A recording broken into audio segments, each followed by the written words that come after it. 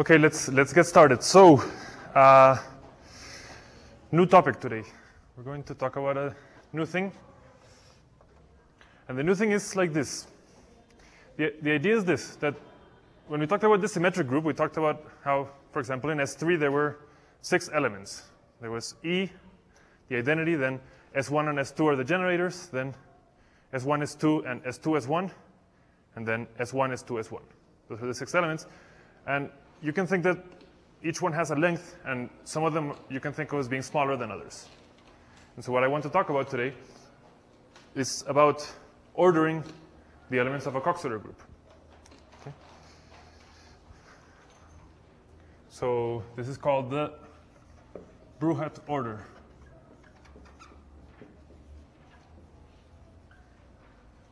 And if you're following the yellow book of Bjorner and Brenty, this is chapter 2. So we just finished chapter 1. And we're going to talk about the Bruhat order, okay? So maybe a little bit of review first. Let's talk about what a poset is, or a partially ordered set.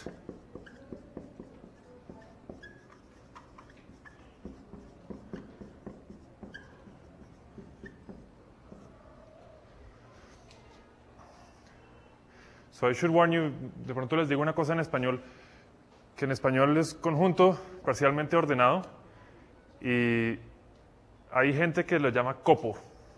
Así como esto es un poset, entonces le dicen copos. Yo no les voy a decir copos, pero si alguna vez ven un copo en un artículo, puede ser un poset. La mayoría de gente le dice poset en español también. Poset, partially ordered set. It's basically a set with an order. So a set S with an order, except that the order is not total, it's partial.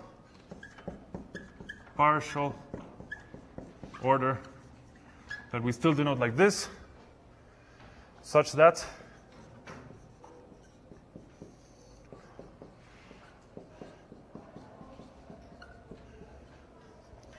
if you have 2 elements of your set, then either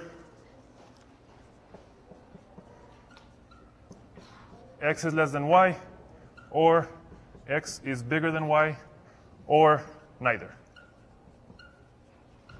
Okay? So for these 2 elements, either they're comparable, one is bigger than the other, or one is smaller than the other, or you just cannot compare them. Okay? And the only condition that I impose is that if X is less than Y, and Y is less than Z, then it makes sense that X should be less than Z. Okay? This is a poset, and even if you haven't thought about posets very much, you're used to thinking about posets. So let me show you some examples.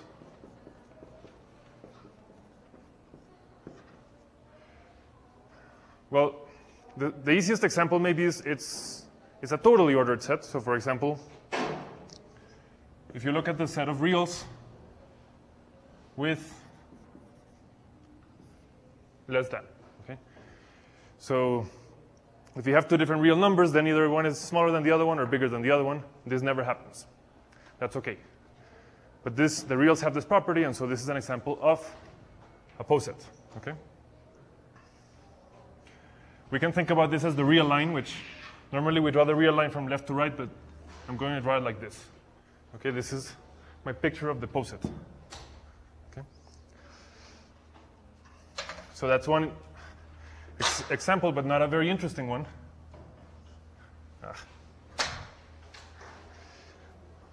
But a more interesting example is, there you go. For example, if we talk about the integers, there's one way of ordering the integers, which is saying smaller or bigger, but there's a partial order on the integers, which is divisibility. With A is less than B if A divides B. Okay? That's a poset, because if you have 2 integers, then either A divides B or B divides A, or maybe neither one of them divides the other one. But if A divides B and B divides C, then A divides C. Okay? And we can draw this poset like this. this poset has us, let's say that it's the positive integers to make our life a little bit easier. And then you have a smallest element, which is 1. It divides everything. Okay. Then, for example, 1 divides 2, 1 divides 3. Where should I put 4? Well, 4 is a multiple of 2, but not of 3, so I put it here. Then 5 is only a multiple of 1, so I put it here. Then 6 is a multiple of 2 and 3, so I put it here, and so on. And so this is my drawing of this poset. Okay? It's an infinite drawing. Here in the first floor, you're going to see all the prime numbers. Okay? So this is maybe the poset that you're most used to thinking about. Another example is if you consider the subsets of a set with A is less than B, the natural way of ordering sets is by containment. Okay? So how do I draw this? Let's do it for the subsets of 1, 2, and 3. So the bottom guy is the empty set. Then I have the set 1, the set 2, the set 3.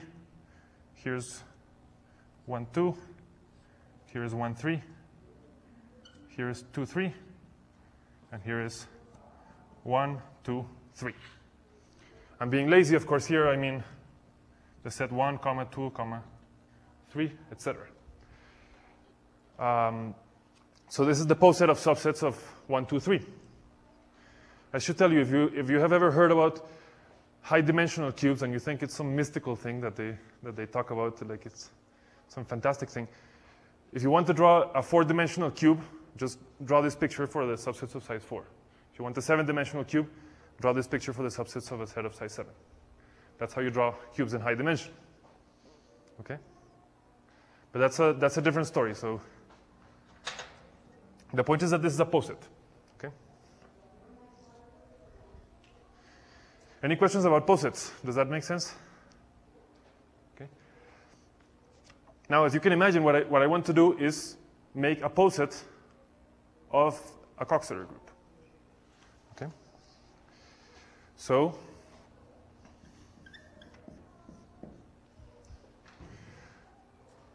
for example, one Coxeter group is the symmetric group. So how should I order the symmetric group?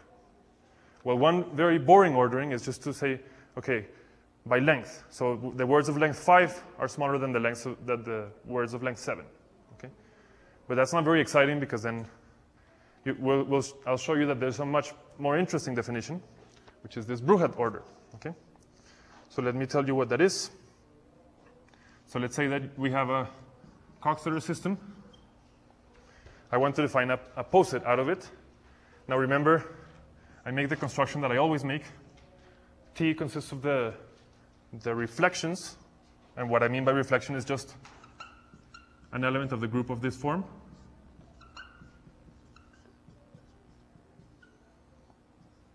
Okay? So we've thought about these very much. Now let me define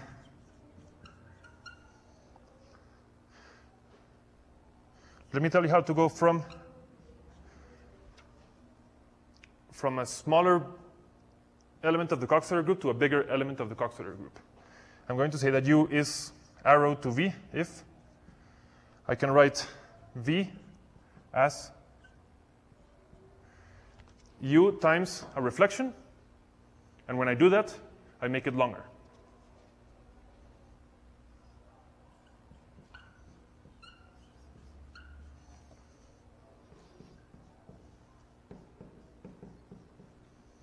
Okay? So I put an arrow from U to UT, whenever UT is bigger than U in length. Okay? And then I'm going to say that U is less than or equal to V if I can find just a sequence of arrows like this. Okay? We'll see an example of this in a second.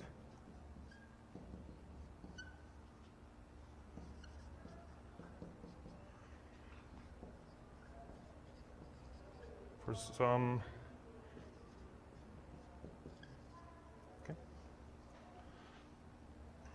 So this is how I'm going to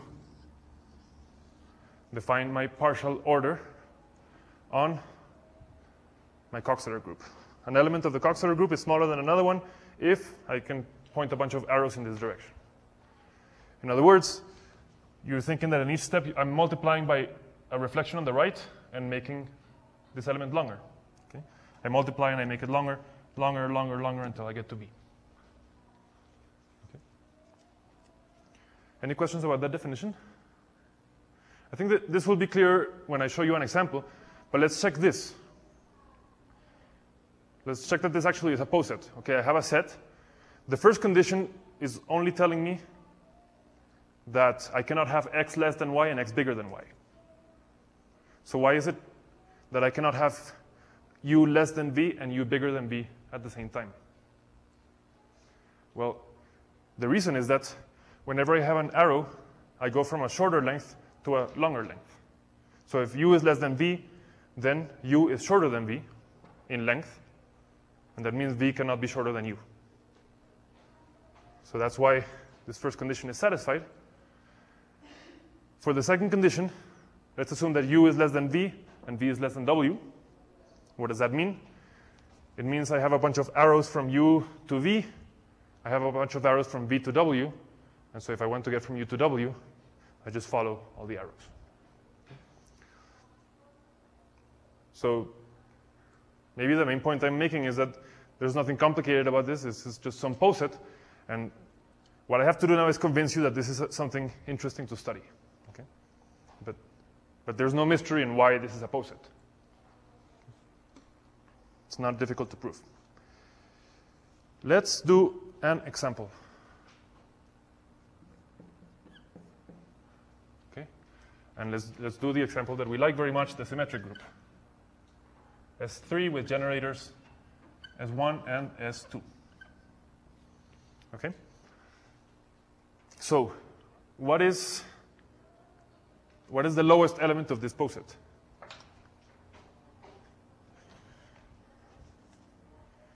Well, we kind of see from here that as you go up in the poset, your elements become longer. And so that means that the bottom guy is going to be the identity.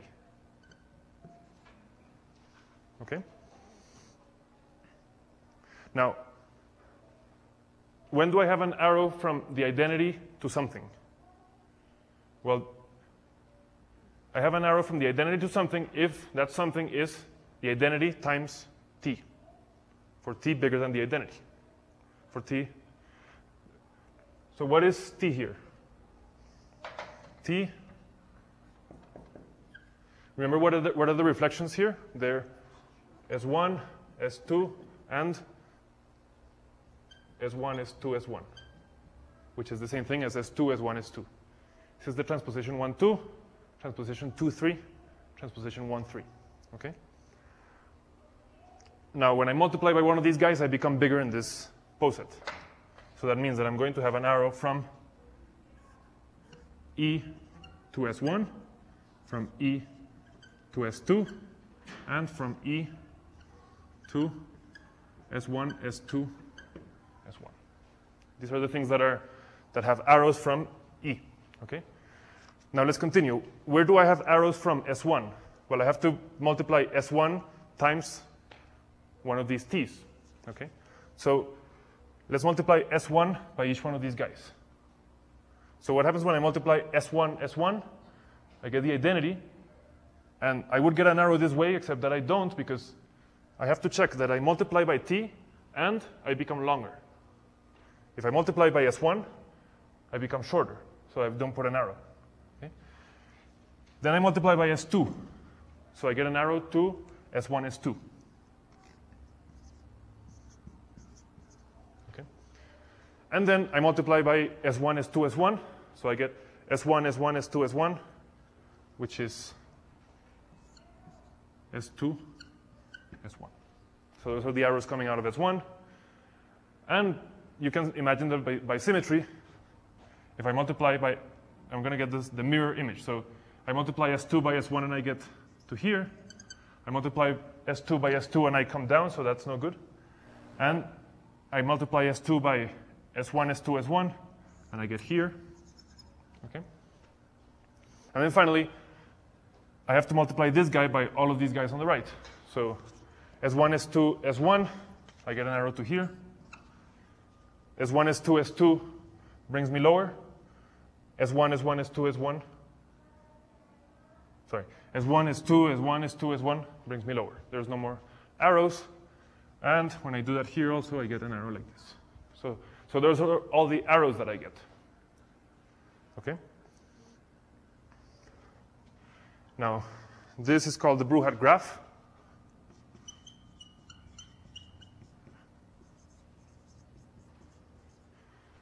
And the Bruhat order is basically telling you U is less than V if you can walk from U to V following this graph. Okay? So what's the Bruhat order? Well, it's basically the same picture, except you see the way that I drew it here, it's understood that when you move up in the diagram, you're moving up in the poset. So the first thing I'm going to do is just remove all these arrows. Okay? So I get the same picture. The only difference is that I don't have to draw this. And the reason I don't have to draw this is because posets are transitive. So if this is smaller than this, this is smaller than this, this is smaller than this, then it's understood that this is smaller than this, and I don't have to draw that. Okay? So this right here is the Bruhat order of S3. This is, let me write it in terms of the actual permutations. 1, 2, 3. S1 is 2, 1, 3. This is 1, 3, 2. S1 is 2 is 3, 1, 2. 2, 3, 1. 3, 2, 1. Okay. This is the Bruhat order of the symmetric group S3. Any questions about it?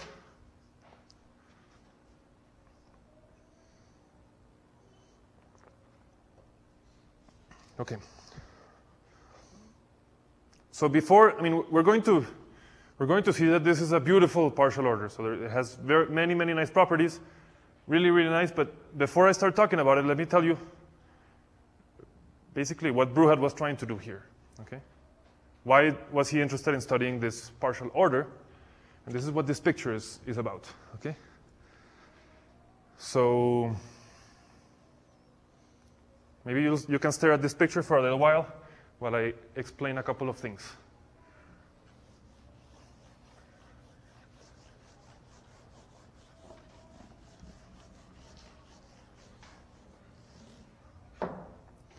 So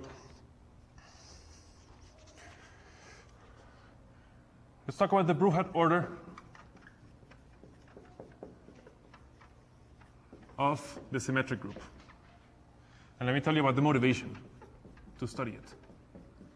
Why was it that Bruhat wanted to put this order on the symmetric group?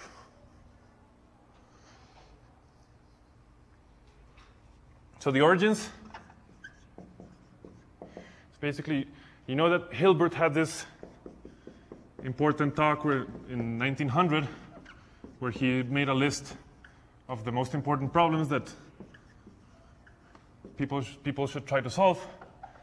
And one of these problems was, he made a list of, I think, 20-something problems. And there was one which was the 15th problem, okay? And it's basically about the Schubert calculus. Okay. So let me tell you a little bit about how this goes. First, I'll tell you what a flag is.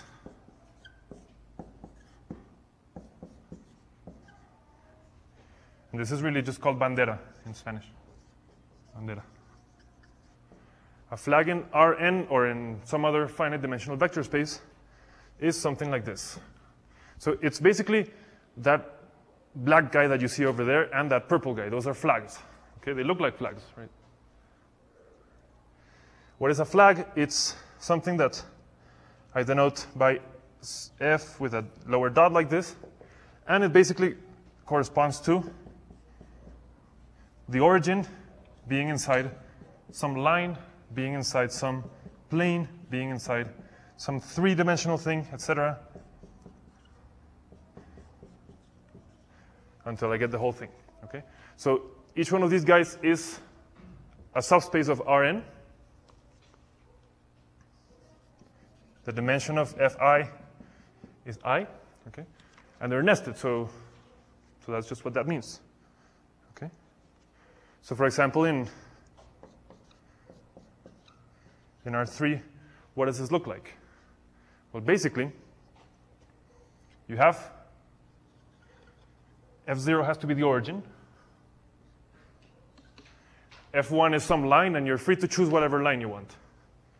Okay? So this is F1, some line in R3. F2 is some plane, but it's not any plane. It has to be a plane that contains the line. Okay?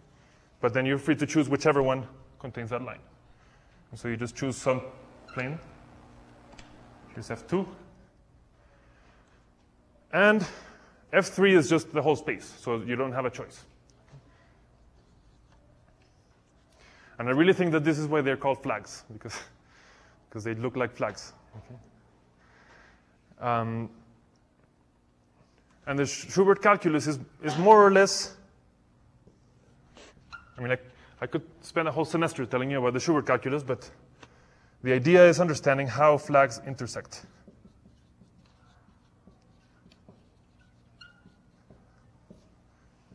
Very roughly.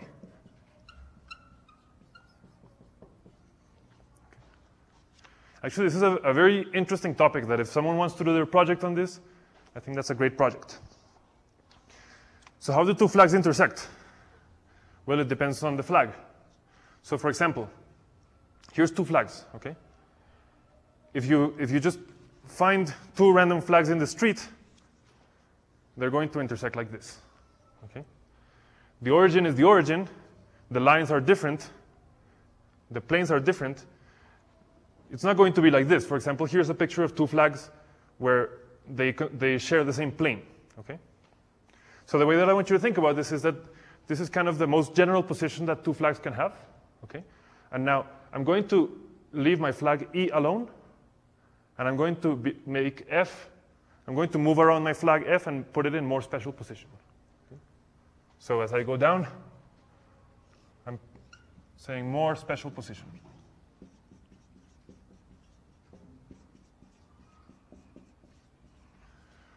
So for example, why is this picture in more special position than this picture? It takes a little bit of getting used to understanding how these pictures are.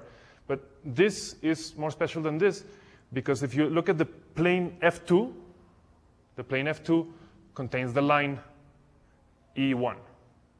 And that's special position. That doesn't happen here. So that's why this is more special than this. Okay? So I rotate my plane like this, and I make it contain the black line.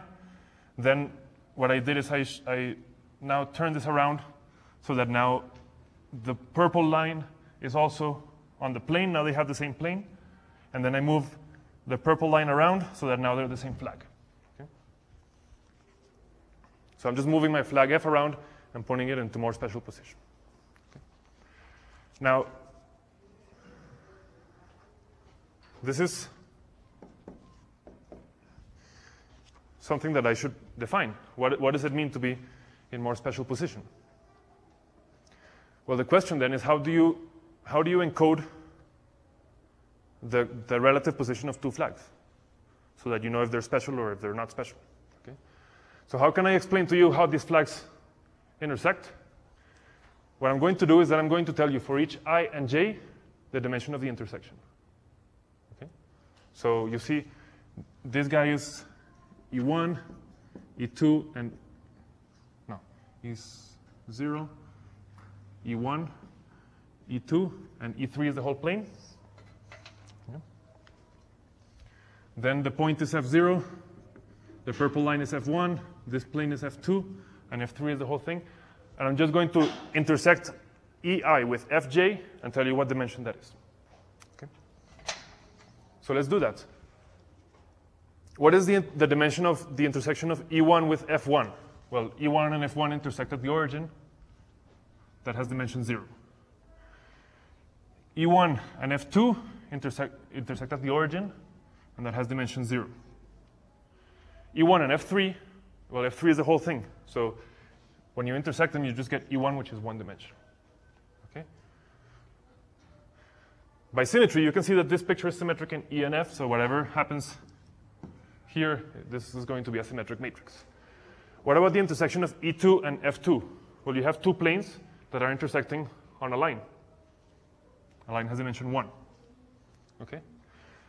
E2 intersect F3. Well, F3 is everything. So this is a 2. E3 and F3, they're both everything. So this is a 3, a 2. Okay? And this is what it means to be in general position. That when you intersect the flags, you get this table. How does that table change when I go from here to here? Well, hopefully one of these numbers changes. So which one changes? I have to look.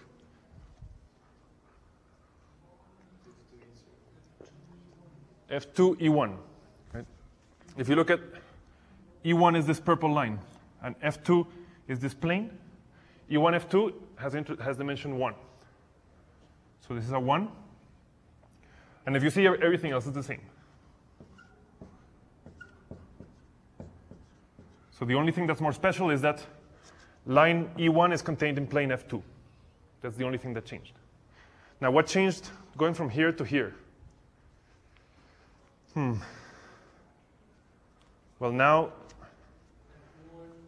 F1, E2 changes, right? F1 and E2, now this becomes a 1. And also F2, E2 changes because now they're the same plane. So the intersection is of dimension 2. Everything else stays the same.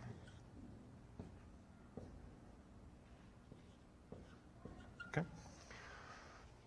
And here what changes? Well, everything changes. I don't know. I mean, E1 and F1 are the same lines, so they intersect in dimension 1. And then it just, when you do it, you get this. Okay. My line? No. Why do you have two? Oh, no. I am lying. I think it's 1, 1, 1, 1. That's what I get. 2, 2. 2? Yeah. Yeah, the only 3 is the last one. It's like this.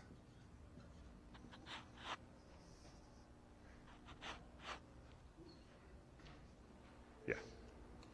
Okay. No?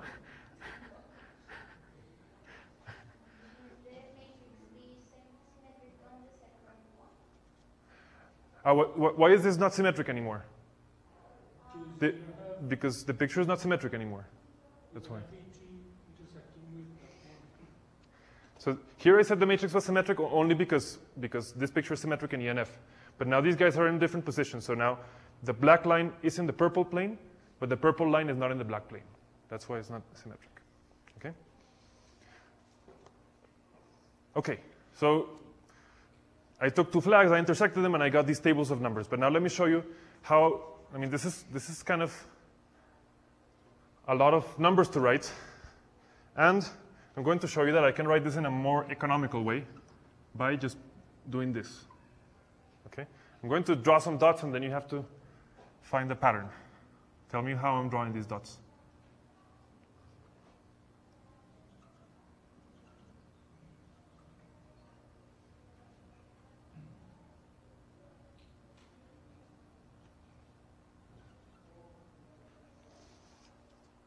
So I claim that I have a bijection like this.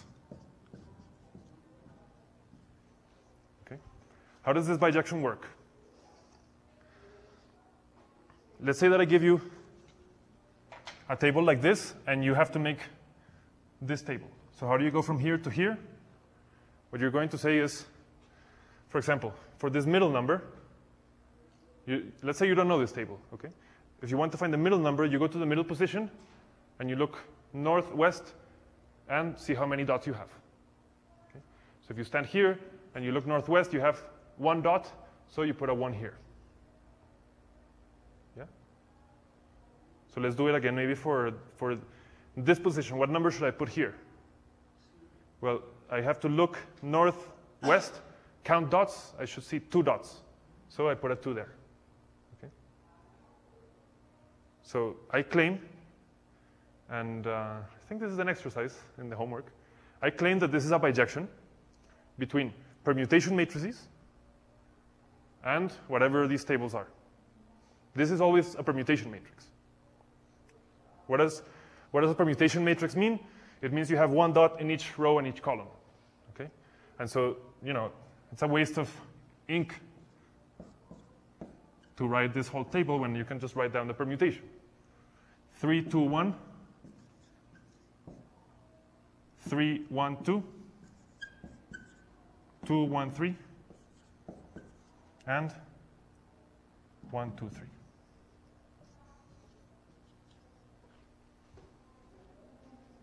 Okay? Implicit in this discussion is that there are 2 permutation matrices that I'm not showing you, and that means that there's 2 other possible positions here between E and F that I didn't draw. One corresponds to permutation, what's missing? 2, 3, 1, and 1, 3, 2. Okay? But one of the exercises in the homework is that no matter what 2 flags you start with, when you make this table like this, you get basically the table of a permutation. So this is your exercise. Okay? So the relative position of any 2 flags is described by a single permutation. Okay.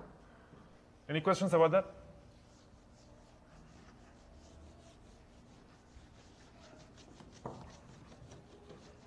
Let me write that here. The relative position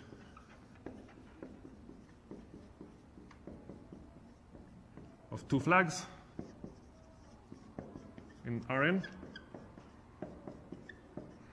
is determined or is recorded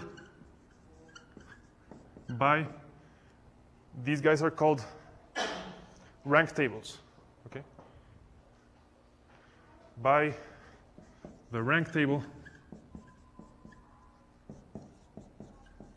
of a permutation in Sn. Okay?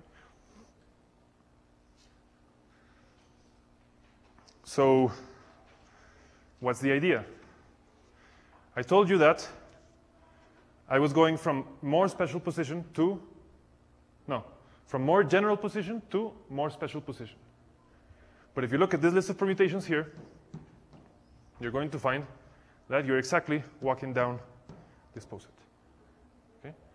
And this is not an accident. This is a theorem. And basically, this is what Bruhat was trying to do.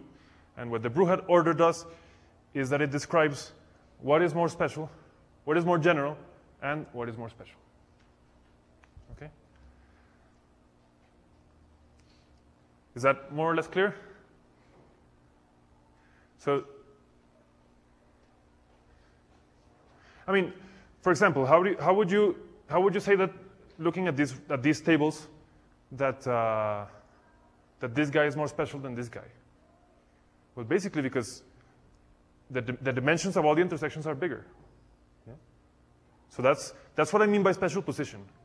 This is the most general position because this is the lowest possible intersection numbers. As you become more special, you have higher dimensions of intersections, which means you have more coincidences. 2 lines ran into each other, or 2 planes ran into each other, or something like this. Okay? So, theorem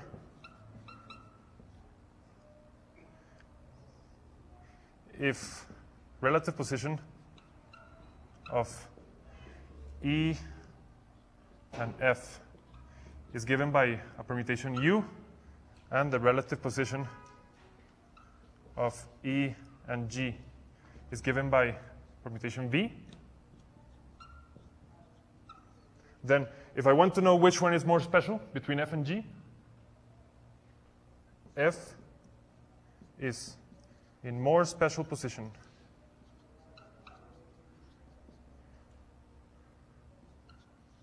than G if and only if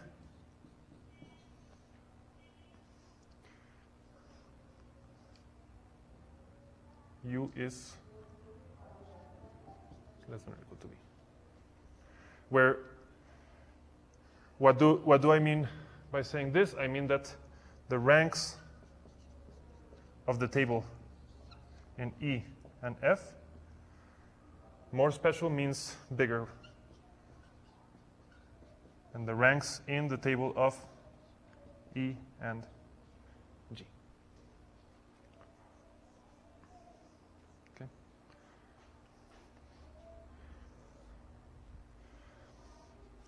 So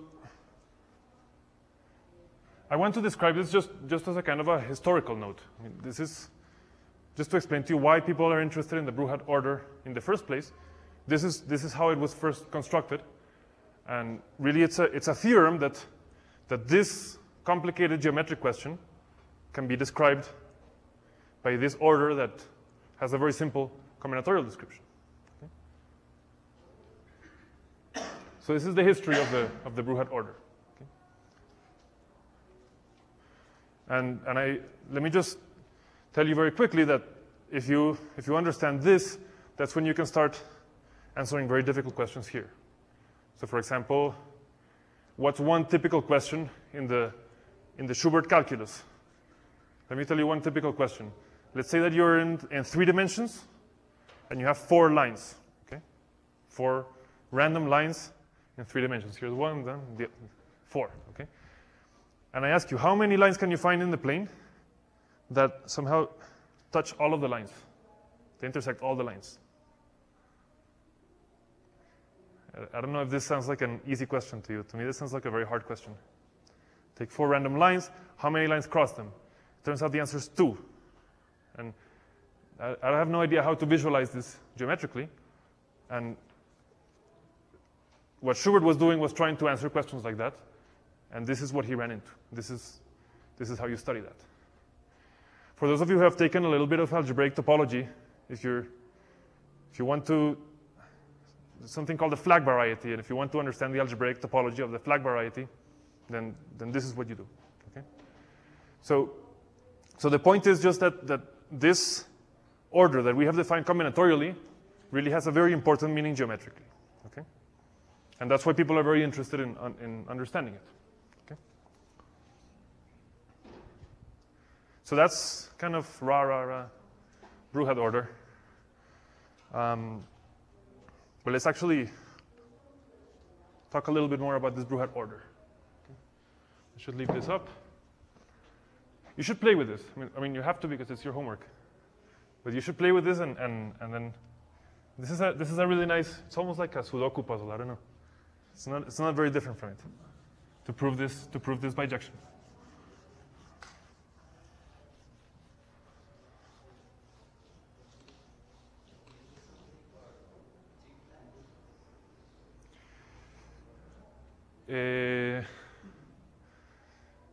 So the question is, what happens if you have, instead of 2 flags, you have more flags? So there's a student in San Francisco State University whose thesis is on this. So he can tell you a lot about it. Just ask that on the forum. For 3 flags, there is a similar answer, but it's more complicated. I'll ask him to say something on the forum about it. Okay. But let's go back to combinatorics. So let's go back to this, which is really our definition. Definition. This is the Bruhat order, and this partially ordered set is what we're going to study for a while. We're going to study it because we want answers to these questions, but we won't talk very much about these questions. I really want to show you that this is a very nice partial order.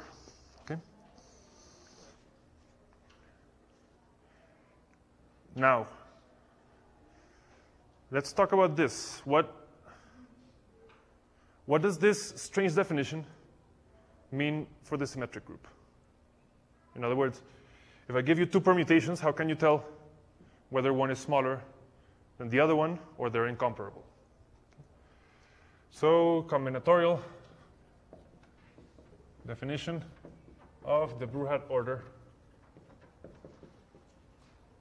of Sn.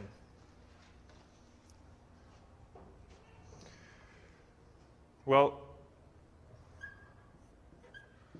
let's understand what it means for there to be an arrow from U to V in this picture, where now we're living in Sn, so U is a permutation, V is a permutation, and I want to explain when you draw an arrow from one permutation to another one.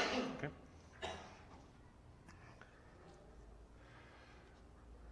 If V is equal to U times T, but remember, what are the reflections of the symmetric group? They're just the transpositions. Okay? So it's just U times ij for some values of I and j.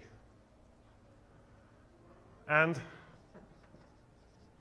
the length of V is bigger than the length of U. Okay? So in order to understand this, we should understand what it means to multiply by the transposition ij and what it means for this guy to be bigger than this guy. Okay? So first of all, when I take a permutation and I multiply it by ij on the right, what am I doing to it? So I don't know. Let's do an example. 1, 4, 2, 5, 3. And I multiply it on the right by 2, 4. Exactly. What you do is, well, let's first do it by hand, and then we'll see what you do. So 2 goes to 4, which goes to, so 1 goes to 1, which goes to 1, it stays alone. 2 goes to 4, which is the 5. 3 goes to 3, which goes to 2. 4 goes to 2, which goes to 4. And 5 goes to 3. Okay?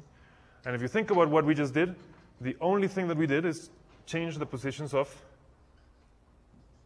4 and 5. Why 4 and 5? Because they happen to be the second and the fourth guy. Okay? So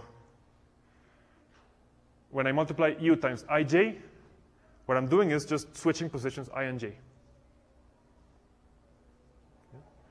So V is switching positions I and j in U.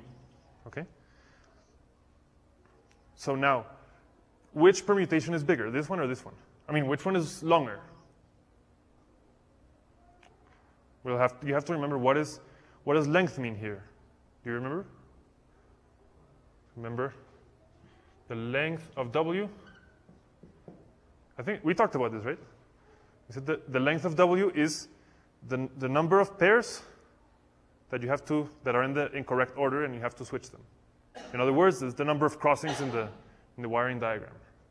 For example, if you want to make a wiring diagram that does something like this, you're going to have to cross the positions 2 and 4. Okay? So what's the length of 1, 4, 2, 5, 3? Well, you have to see which pairs you have to cross. Okay? So we have to cross pair 4 and 2 because it's out of order. 4 and 3 is out of order. 5 and 3 is out of order. Those are the only ones. So 3. In general, length is number of inversions. We talked about this. Okay? What is the length of 1, 5, 2, 4, 3? Well, the same thing. You just see which pairs are out of order, 5 and 2, 5 and 3, 4 and 3. But now there's a new pair out of order, which is 5 and 4. And you can see that basically what happened is that we switched two guys that were in the correct position into incorrect position. So we made it longer. Okay? So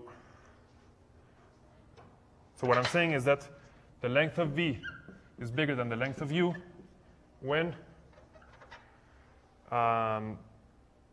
if I look in position in positions I and j of the permutation u, so those are u of I and u of j, this becomes bigger when they were in the correct order and I switched their order. Okay? And so if you want to understand what you're doing when you are walking up the Brouhat order, what you're doing is simply taking pairs that are in the correct position and switching them into the opposite position. And that's what it is. So the Brouhat order is just saying, when can I be switching pairs and making myself in a better and better position? Okay?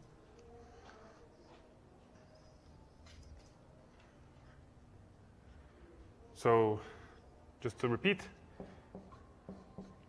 U is, there's an arrow from U to V when V is obtained from U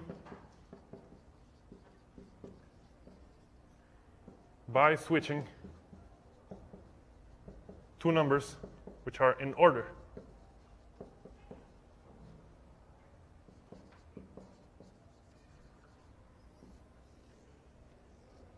Okay? That's what that means.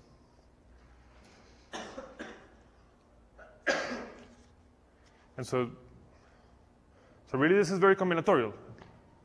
Now, what if I give you some long permutations like, I don't know, 3, 1, 7, 9, 2, 8, 4, 6, 5, and 1, 9, 2, 7, 4, 3, 8, 5, 6. And I ask you which one is bigger. What do you have to figure out? Well, you have to figure out if you can start from one of these guys and get to the other one by switching pairs in the correct order. I don't know, does that sound easy? To me, that sounds very hard. Okay.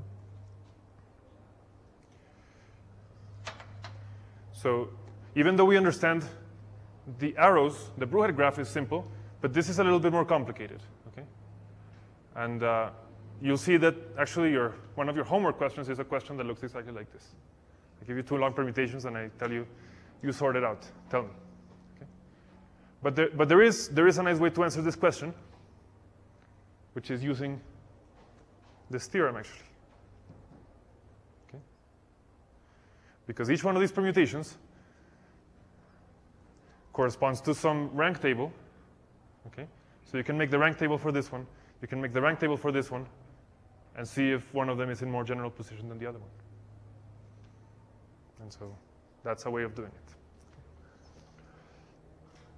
And so that's what you'll have to do in your homework. All right.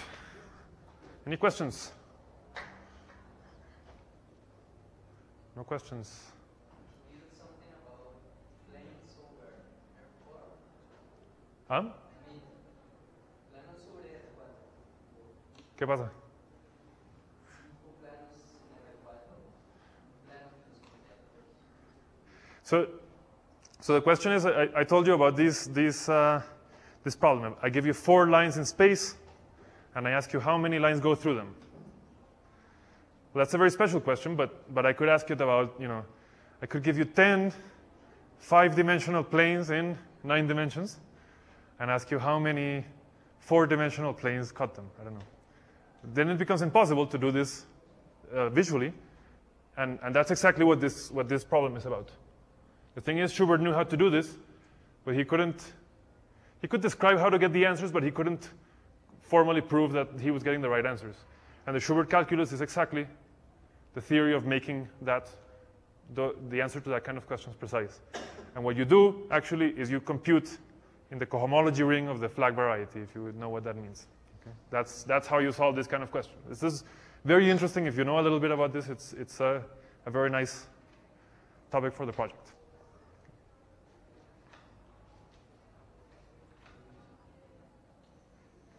¿Más preguntas? Apaguemos la cámara y de pronto ahí aparecen más preguntas. ¿Sí o no? O si no, bueno, aquí estoy.